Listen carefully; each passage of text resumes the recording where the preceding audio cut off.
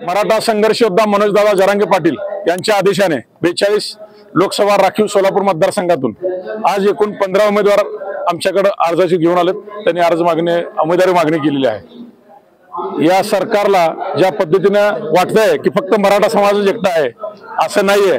आज बहुजन समाजातल्या विविध जाती SC ST मधल्या आज उमेदवारीसाठी मनोजदादा जरांगे यांच्या पक्षाकडून पार्टीकडून अपक्ष म्हणून एकाशी एक उमेदवारी म्हणून देण्यासाठी आमच्या इथे मुलाखतीला आले आहेत। आजचा जो रिस्पॉन्स पाहता राखीव मतदारसंघातला की निश्चित सत्ताधाऱ्याला आणि विरोधी पक्षाला जे एकही आमची सभागृहात बाजू घेत नाहीत, 10% बोगस आरक्षण दिलं, ते बोगस आरक्षण सगळ्या पक्षांनी मान्य केलं, एकाने आमची बाजू घेतली नाही। आमची मागणी काय आहे? 50%च्या आत OBC मधून ही मागणी सगळे पक्ष डावलतात।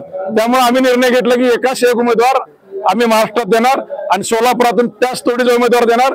जे दोन्ही आत्ताचे दोघांची जे चर्चा झाली पंडित ताई आणि राम सातपुते यांची, या दोघांनाही घाम फोडणारे उमेदवार आम्ही आज सोलापुरात आमच्याकडे मुलाखतीला आलेत आणि निश्चित सोलापूर शहर व जिल्ह्यामध्ये बदल घडवल्याशिवाय आम्ही शांत बसणार नाही। माड्यासाठी सध्याला काल तुमची माळशिरसमध्ये मीटिंग झाली ती, नेमकं तिथं काय झालं? किती लोकांची अर्ज झाला? सोलापूरमध्ये माळा लोकसभा मतदारसंघ हा ओपन आहे, तिथे खूप मोठी गर्दी होती आणि तुम्हाला माहिती आहे मराठ्यांचा आवडता विषय राजकारण आहे। 80 लोकांनी काल उमेदवारी मागितली माड्यामध्ये।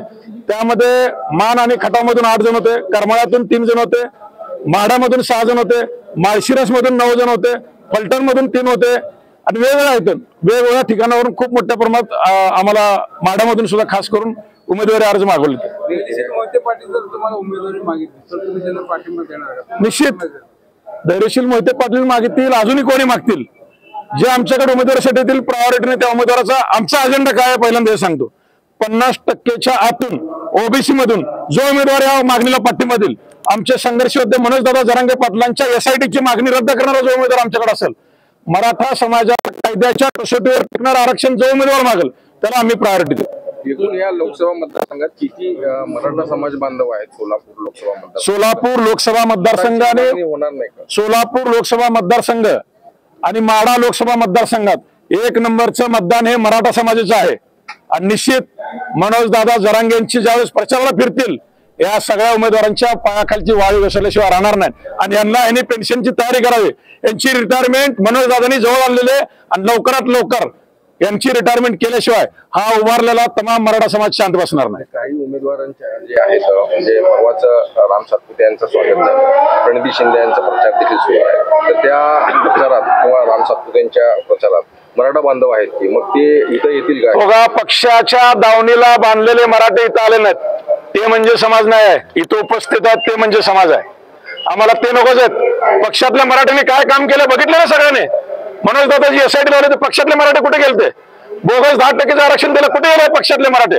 त्यामुळे हा युवक सगळा पेटलेला आहे पूर्णपणे, पूर्ण ताकदीनिशी। 10% मराठे आहेत ते पक्ष दावणीला बांधलेले, 90% मराठा समाज हा मनोजदादा जरांगे पाटलांशी बरोबर। पंढरपूर मधील आमचे 3 युवक हे वाराणसी मधून निश्चित या देशाचे पंतप्रधान नरेंद्रजी मोदी यांच्या विरोधात फॉर्म भरणार आहेत।